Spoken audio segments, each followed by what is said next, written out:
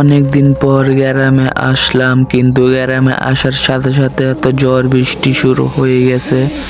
আমি গাড়ি থেকে নেমে সোজা একটি পুরনো জমিদার বাড়িতে আশ্রয় নিই। এখানে অনেকক্ষণ দাঁড়ায় থাকার পরও যা বুঝলাম আজকে আর বৃষ্টি থামবে না, তাই আমি জমিদার বাড়ির ভিতরে যেতে লাগলাম।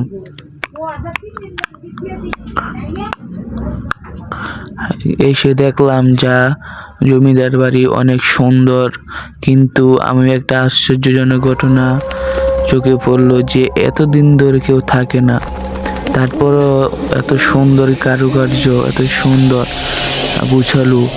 আমি একটু বিভ্রান্ত হয়ে ভাবতে লাগলাম, এখানে তো কেউ থাকে না, তাহলে এত পরিষ্কার কিভাবে? এটা ভাবতে ভাবতে আমি আরেকটুখানি চোখ ঘাড় নাড়ায় দেখতে লাগলাম, কারণ আমার শরীরও এখন কেরম যে লাগছে। আমার কেননা মনে হচ্ছে আমার আশেপাশে কেউ আছে। আমি একটু ভয়ে চারিদিকটা দেখতে লাগলাম।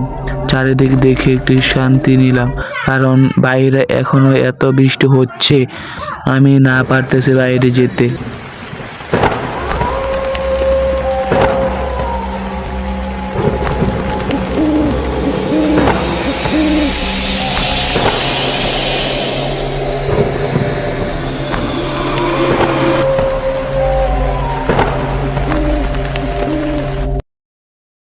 তারপরে দেখলাম সে কি ভয়ানক চিত্র।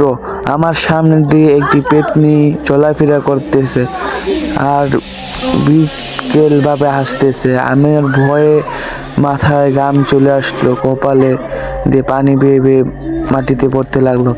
তারপরও আমি ভাবলাম বাইরে তো এখন এত বৃষ্টি, এখন বাইরে গেল সমস্যা, আর ভিতরে থাকলো তো সমস্যা।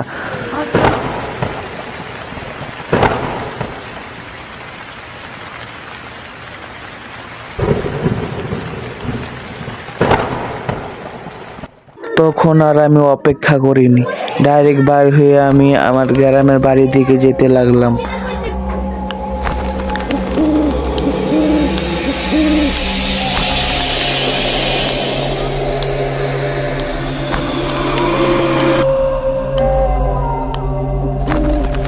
তো বন্ধুরা, এতক্ষণ ভিডিওটি দেখার জন্য অসংখ্য ধন্যবাদ। আর আপনারা যদি দ্বিতীয় পার্ট চান তাহলে বলবেন।